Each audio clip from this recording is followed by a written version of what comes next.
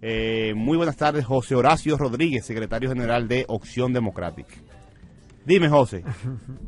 Buenas tardes, Jonathan, buenas tardes, Yoli, y a todos los que nos escuchan en este momento en la República Radio. Es un gusto estar aquí de vuelta, después de unas semanas ausentes. ¿Cómo te fue? Vi imágenes de ustedes en Estados Unidos, en Nueva York, con los dirigentes de Alianza País y Opción Democrática. ¿En qué andaban ustedes? Así es. Tú sabes que nosotros en Alianza País y en Opción Democrática, algo que era una solicitud semana tras semana de nuestra compañera Ana Paola, que ya no está en estos micrófonos con nosotros, pero que siempre nos preguntaba, ¿y cómo va el tema de las candidaturas? ¿Cuáles son los candidatos y las candidatas que Opción Democrática y Alianza País van a presentar al país para la lista, como dice, para llevar mejor gente a los ayuntamientos, gente distinta al Congreso Nacional que le pueda limpiar la cara a ese Congreso y bueno, si se puede de alguna manera recuperar la credibilidad, si es que alguna vez la ha tenido el Congreso Nacional. Eso significa que hay que llevar mejor gente con un perfil distinto y con intereses distintos a los que han dominado y controlado ese Congreso y también los ayuntamientos. Y bueno, nosotros hemos estado en esa tarea, siempre decíamos, estamos fajados trabajando, estamos recorriendo todo el país, hemos conformado una comisión mixta para tratar de ir recopilando esas listas de candidatos y candidatas, de buenos candidatos, y eso nos ha llevado también a visitar a los dominicanos y dominicanas de la diáspora. Es bueno que se sepa porque a veces nosotros no tenemos la dimensión de la cantidad de dominicanos y dominicanas que ya están inscritos y registrados para votar en el exterior. ¿Cuántos son? ¿Da el número? La cifra al cierre del pasado 30 de abril, o sea que es una cifra muy reciente, de menos de un mes, que ha dado la Junta Central Electoral, la cantidad de dominicanos y dominicanas inscritas en el exterior para ejercer el derecho al voto en las elecciones dominicanas es de 561.760 electores, o sea, supera el 500.000.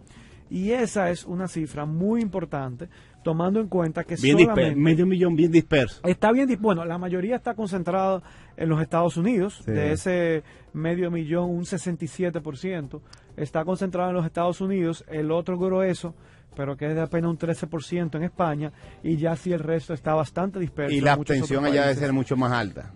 Del mundo. Mira, ese dato no lo tengo aquí ahora conmigo. Hay que ver el comportamiento del voto allá, que debe ser un poco más elevado que en el territorio, porque supongo que es más difícil salir, movilizarse, dejar el trabajo. Sí, no es la misma la dinámica. En el proceso anterior del 2016, fíjate, en el exterior hubo mucho fraude. ¿Por qué? Porque la Junta a última hora tomó una medida de que cualquier persona que presentara su cédula podía ir y ejercer el derecho al voto en cualquier mesa, aunque no tuviera empadronado. ¿Qué provocó eso? Por un lado, tú lo puedes ver muy bien, cualquier dominicano, aunque no hubiera cumplido con el proceso de inscripción, de empadronamiento en el exterior, podía ejercer su derecho al voto, pero cuando tú no tienes un listado depurado de las personas que están habilitadas para votar en el exterior, ¿tú sabes qué sucedió en el 2016? Que en una misma ciudad o en un mismo estado, los dominicanos iban en una guagüita de 20, 30 personas y hacían un recorrido por 4, 5 y hasta 6 colegios electorales y en cada uno ejercían el derecho al sufragio. ¿Por qué no se puede hacer eso aquí? Porque, bueno, tú, Jonathan Liriano, vas a votar y solamente estás habilitado para ejercer tu derecho al voto en una sola mesa. Si tú vas a otra mesa, tú no apareces en el padrón y por lo tanto no puedes votar. Y en esa mesa, en la única mesa que tú estás habilitado, ahí están todos los delegados de los partidos que cuando tú vas y votas ya te marcan como que tú ejerciste ese derecho. O sea que si tú vuelves, todo el mundo va a brincar y va a decir, ay, no, espérate, ya se votó. Claro. Pero ¿qué pasa? En los Estados Unidos no había ese control y se permitió que todo dominicano que tuviera una cédula fuera Recuerdo. Y se le permitiera votar. Eso significaba que a cualquier mesa que se presentara, el mismo actor, el mismo ciudadano podía votar de nuevo. Con Uber y le da la vuelta a todos los colegios electorales. Y así hubo gente que se pasó desde la mañana hasta la tarde, que daba tiempo a veces de cruzar incluso de un estado a otro, y votaron en New Jersey, votaron en Nueva York, y votaron en Massachusetts, porque le daba tiempo de ir y hacer un recorrido por varias mesas y ejercer el derecho al electoral, voto aquí pran, allí pran. Esperamos que esa situación sea corregida.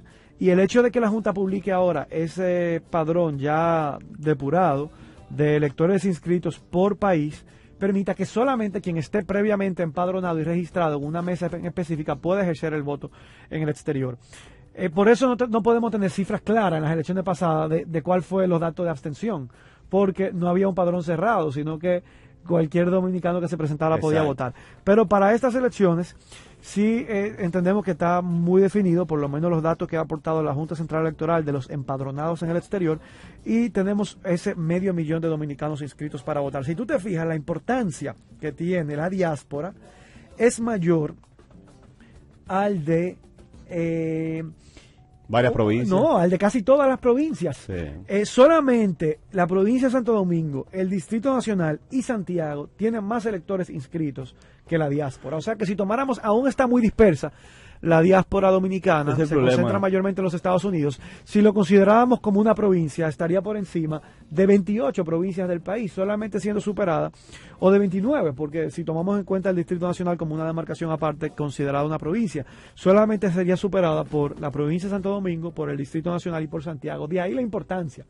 Y en esas reuniones que tuvimos el pasado fin de semana en la ciudad de Nueva York, con los equipos de Opción Democrática y Alianza País, asistió una delegación de otros países. Recibimos una delegación de Puerto Rico, de España, de Canadá, que también participaron, y de diferentes ciudades de los Estados Unidos, de la Florida, de Pensilvania, que también participaron en este encuentro regional para ir trazando el trabajo y organizando el trabajo político de nuestros partidos en el exterior, que como por el tamaño de la población será sumamente determinante. Eso representa el 7.5% de la población votante del país, la que está concentrada en el exterior. Y no solamente eso, sino que allí también se eligen 7 representantes.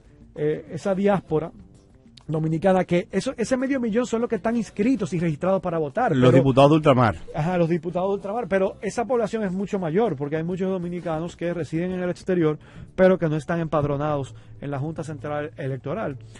De manera que esos diputados son 7, se van a elegir 3 en el norte de los Estados Unidos y Canadá, 3 para la Florida, Puerto Rico y algunos países de Centroamérica y Venezuela. Y ahí se eligen 2 diputados de ultramar, y en Europa, la comunidad dominicana en Europa elige otros 2 diputados que les representarán en el Congreso Nacional. Y se sienten poco los diputados de ultramar, ¿eh? Sí. Se sienten poco. Se sienten muy poco. En el Congreso no vemos propuestas importantes. Y ese era el sentimiento de lo que nos expresaban los compañeros allá, en su mayoría de la ciudad de Nueva York, que oye, a mí me sorprendió, uno lo sabe y uno siempre ha oído, en Nueva York hay residiendo cerca o más de 1 millón de dominicanos, pero estar allí caminando en las calles y cualquier autobús que tú tomas, o si tú te bajas al metro, en todas partes tú te encuentras a los compatriotas dominicanos. Te quiero comer una papa frita o algo, te sirve un dominicano. Vas caminando por la calle y te encuentras en el vehículo de al lado, que tú lo oyes hablando, y tú te das cuenta que es compatriota, un dominicano también. Uno no es consciente de eso hasta que sale del país, se encuentra que hasta en los gestos, en la forma en que la gente responde gestualmente, tú das cuenta que compartimos algunas características, no solamente hablando. Nada más hay que escucharle una frase al que va al lado en el vehículo, allá en el Alto Manhattan, y ya tú lo reconoces como otro dominicano. Y la verdad que me impresionó. Y el sentimiento que tuvimos de toda esos dominicanos y dominicanas residentes allá con los que conversábamos, ese era uno de los sentimientos que sentían, que no se sienten representados por esos diputados que están en el Congreso Nacional supuestamente representando a esa población. Pero ojo, eso pasa también aquí con los diputados en cada una de las provincias y demarcaciones. Pregúntale a cualquier, sal a la calle y pregúntale a cualquier ciudadano si se siente representado o conoce cuál es el diputado que le representa en el Congreso Nacional. O sea que eso se traduce también en el exterior, y el reto que nosotros tenemos y que tienen nuestros partidos es que podamos canalizar esos intereses de esa población dominicana en el exterior para que puedan de verdad estar representados por auténticos líderes de esa comunidad que canalicen sus intereses y su sentir. Ok, primero déjame saludar a Iván del Risco, mi estimado amigo, uno de los mejores tuiteros de República Dominicana, un tipo crítico, claro, me encanta leer a Iván del Risco. en las redes sociales, que esté en sintonía con la República Radio. José Horacio Rodríguez, secretario general de Opción Democrática. ¿Cuáles son las expectativas entonces de esos militantes, seguidores, ciudadanos y ciudadanas dominicanos que residen en los Estados Unidos, según la experiencia que ustedes tuvieron recientemente, respecto a eso mismo, a las elecciones congresuales, municipales y presidenciales del 2020? ¿Cuáles son las expectativas y las posibilidades de que esas personas tengan una representación en el Congreso en los próximos comicios del 2020? Bueno, yo creo que el denominador común es el deseo de cambio. Hay mucho deseo de cambio y de preocupación por la realidad que está pasando en la República Dominicana. Mira, a mí es tan bonito ver cómo esos dominicanos que han salido de nuestro país, pero que siguen tan pendientes, tan atentos de la situación y de lo que ocurre aquí, les duele. Y por algo, sus esfuerzos y su sudor, el sudor de su trabajo en cada una de las ciudades a las que han emigrado, sostienen a la economía dominicana, porque uno de los principales pilares de la economía dominicana son esos dólares, esas remesas que nos mandan desde allá. Y eso es lo que 8.000 millones de dólares, dice Sergio, que representan los aportes al año que envían a sus familiares acá en el país, y eso es una cifra importantísima para nuestra economía. Pero ese anhelo de desear lo mejor para su país, para nuestro país, ese deseo de ver que la República Dominicana corre una mejor suerte, está presente en cada uno de ellos, y eso es sumamente bonito poderlo constatar y verificar de primera mano. Hay un gran deseo de cambio y hay una gran voluntad de trabajo. Se están organizando, nos estamos organizando en el exterior, porque también estamos conscientes de que no hay ninguna posibilidad de construir una nueva mayoría política sin contar con ellos. Y bueno, en eso estamos. Y ellos simplemente, mientras fuimos, reafirmaron ese compromiso y esa voluntad de cambio y de organizarse y de seguir trabajando. Sergio Holguín, delegado electoral de Alianza País ante la Junta Central Electoral. Buenas tardes, Jonathan, Yoli, José Horacio. Sergio, estamos hablando de las expectativas de la población, de la ciudadanía que quiere un cambio de cara a las elecciones del 2020. Tú que manejas mucho los numeritos, un tipo que maneja los numeritos, igual que José Horacio, porque tu especialidad en este momento son las votaciones, ¿verdad? Los centros de votación, los registros electorales. Por obligación. Por obligación, exactamente. ¿Qué se necesita, por ejemplo, para que en las provincias o en las diputaciones de ultramar las fuerzas alternativas consigan por lo menos un escaño por demarcación? ¿Como de cuántos votos estamos hablando? Y la variación entre la elección anterior y la que viene. Bueno, ¿Cuál debería ser el desempeño a nivel de voto? Pasan las circunscripciones del exterior, algo muy especial, o sea que es se profundiza de manera, se acentúa por sus características muy especiales, se acentúa la abstención. Es decir, que es muy mínimo todavía, es muy poco la cantidad de dominicanos y dominicanas que, a pesar de haberse empadronado para votar en el exterior el día de las elecciones, no asiste a votar. Pero tenemos una votación más o menos masiva en la circunscripción número 1, que es la que compone Estados Unidos, no, el norte, básicamente el norte de los Estados Unidos. Bueno, Estados Unidos, exceptuando la Florida, el estado de la Florida, que pertenece conjuntamente con Puerto Rico, las islas de las Antillas Menores, pertenece a la circunscripción número 2. Pero las diputaciones de ultramar, la circunscripción, el mapa es un poquito complicado. Muy complicado. Yo no sé cómo los candidatos, juntan océanos, sobre mares, todo, cómo los diputados o los candidatos de los diferentes partidos se hacen para cubrir todo eso. Y mira para que por lo menos poner un pie en algunas demarcaciones que están en la circunscripción. Por lo menos una vez en la campaña, porque estamos hablando, por ejemplo, en la Florida es bastante ya lo que ha crecido el padrón electoral, y en Puerto Rico también hay una gran diáspora dominicana, y aunque usted no lo crea, más de 10.000 personas votan en Panamá, por ejemplo, que ya Chile, por ejemplo, está creciendo bastante, ha ido creciendo la cantidad, que no eran 100 y ya tenemos 1.000 y pico de votantes. Entonces, no es mucho, pero hay un crecimiento exponencial ahí que en potencia mañana podría Yo ser. tengo una pregunta concreta. ¿Cuáles son Sergio, las posibilidades de competencia? ¿Cuál es el desafío que hay que superar para conseguir representantes en el Congreso desde las fuerzas alternativas?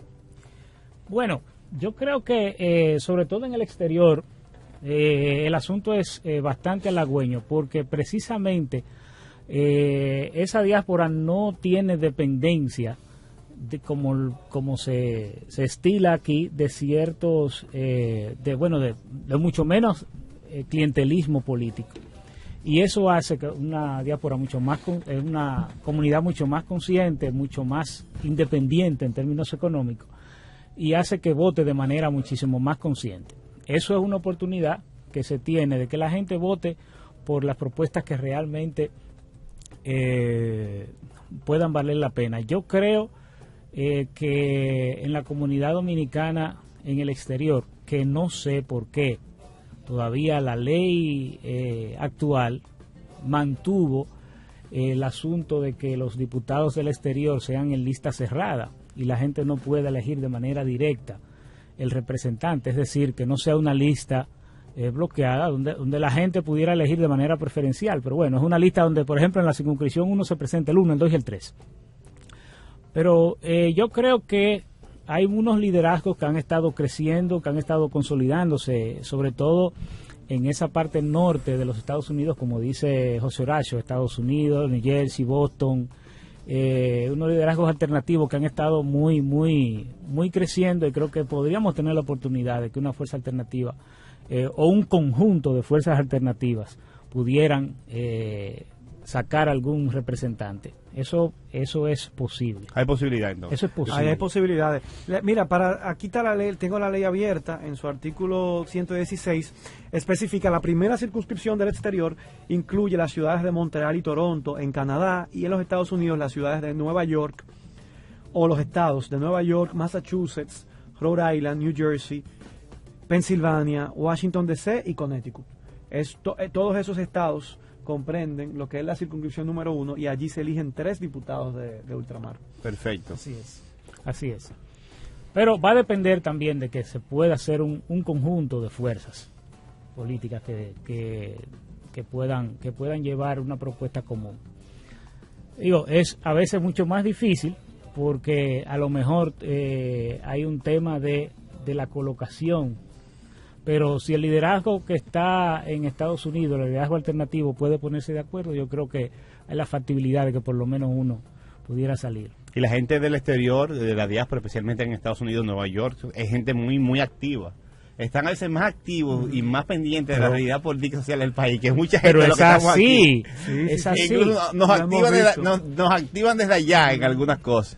Le dan seguimiento a las actividades políticas del gobierno, le hacen piquetes. Sí, y hay no muchas mujeres un allá. funcionario corrupto que se pase por allá sin que le hagan un Yo no piquete. sé si José Horacio se dio cuenta. Tienen una agenda y un equipo de inteligencia. Para que lo sepa, pero acaban de lograr que se suspenda un honoris causa que se le iba a entregar en la Universidad de CUNY en Nueva York a el presidente Danilo Medina. Y le enviaron una carta donde les ponían una serie de razones, la forma fraudulenta como promovió a través de la corrupción y el soborno la posibilidad de volver a ser candidato en el año 2016. También sus implicaciones en los escándalos internacionales de sobornos de la compañía Odebrecht, que no han sido todavía aclarados, y qué tan implicado está el presidente de la República, Danilo Medina, en esos escándalos, visto que esa empresa trasladó su departamento de sobornos a la República Dominicana, y en el Palacio Nacional tenía un despacho uno de los principales asesores de Danilo Medina y de la empresa Odebrecht, Joao Santana. Todo esto fue expuesto, y también las irregularidades que fueron denunciadas en las elecciones del 2016, donde los resultados no fueron realmente confiables. Y ahí, ya que estamos hablando del exterior, hay un reto. Porque si hay un desorden electoral grande, se da, por ejemplo, en el exterior, sobre todo.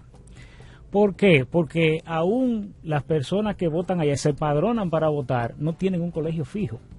De eso hablábamos antes. Al Entonces, principio hablábamos de hablaban de eso. Sí, Entonces, Pero yo imagino que eso la es Junta va a un- organizar eso ahora. se supone que tiene están organizarse porque es la organizando, única forma se de está garantizar. organizando ahora. Vamos a ver. De eso conversábamos. Pero del ejemplo que te ponía de cómo lo organizada que está la comunidad dominicana en Nueva York, le depositaron una carta a la Universidad de CUNY en Nueva York. Sí, había y Wilmer lograron- Tamayo y a la gente de la coalición. lograron detener o suspender la entrega de un honoris causa, entre otras cosas que ponían como razones para evitar que se le sea entregado este reconocimiento al presidente Danilo Medina, es que también ha sido denunciado que sus dos títulos que tiene, tanto el de Son economía falsificados. como el de ingeniero químico, Sí, son productos del plagio, que sus trabajos finales fueron Increíble, plagiados el presidente para una Dan- universidad de los Estados Unidos. Y eso con- se ha normalizado ya, el tema del plagio de Danilo. con la rigurosidad académica va que a eso ser? implica, entregar un honoris causa, todas estas cosas, la verdad que son puestas, se les presta mucha atención. Y una universidad tiene mucho cuidado de una persona que ha sido Claro. acusada de plagiar su tesis de grado, no darle un honoris causa. Y La todo gente no esto oye fue la denunciado la por los fiesta de compañeros mucha de, gente. de Nueva York y evitaron que le fuera entregado ese reconocimiento al presidente Medina. Despidieron al profesor investigador de la UAS que denunció el tema del plagio de Danilo con el tema de No joda. de la ingeniería química. Pero eso se ha quedado así. Y así que estamos. Tenemos un presidente plagiador sin ningún tipo de consecuencia. Chicos, la Junta Central Electoral, el Pleno, se reunió y descubrió que aquí ha habido una campaña ilegal a destiempo y que se han sobrepasado los dirigentes y partidos políticos que tienen actividades que la convocan como actividades internas y son actividades multitudinarias de movilización en tiempo que ni siquiera es de pre-campaña. Ni Entonces siquiera. la Junta ya se dio cuenta y mandó a suspender estas actividades. ¿Qué opinión les merece Llegaron de Suiza esta decisión ayer. tan clara y firme de la Junta? Firme. Bueno, yo esperaba en el día de ayer que la Junta Central Electoral se pronunciara o hiciera una resolución anunciando al país la puesta en marcha del sistema administrativo sancionador que imponen tanto la ley de partidos como la ley electoral y anunciara las sanciones propias que la ley establece para ese tipo de delitos electorales. Entonces, están ahí. Eso, nosotros esperábamos sometimientos ante el Tribunal Superior Electoral.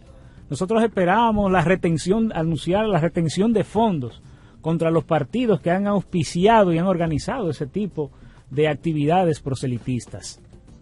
Eso era lo que nosotros esperábamos, porque no están prohibidas. Bueno, ¿cómo que están prohibidas por resolución? Ya la ley las había prohibido. Si se están realizando, si tú constataste, tal y como se ha dicho en esa resolución 10/2019, que han habido ese tipo de actividades fuera del periodo de pre-campaña, entonces aplica las sanciones que la ley establece para ese tipo de cosas. No es venir a decir ahora que está suspendido cuando la ley de hecho ya la tiene prohibida y establece unas sanciones. Ojo, exacto, ya hay base legal, ya la Junta no tiene justificación para no hacer nada frente a esta campaña de destiempo. Hay que recordar que hace un año la Junta ya prohibió y alertó a los aspirantes que estaban haciendo proselitismo a destiempo que debían detener ese proselitismo. Y cuando eso no existía una ley de partidos. Pero ahora yo le voy a leer lo que dice el numeral 8 del artículo 78 de la ley de partidos. Óigase bien, esto es ley. Lo que pasa es que en este país estamos acostumbrados a que las leyes no se cumplan. Pero o se cumplen para unos y para otros no. Exacto, no las cumplen a uno que quieren darnos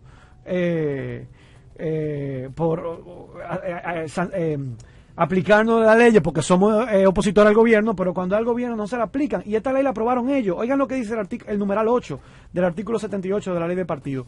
Los aspirantes que inicien su campaña antes del tiempo oficial de campaña o pre-campaña serán sancionados con la inadmisibilidad de la candidatura. La Junta Central Electoral será responsable de hacer cumplir esta disposición.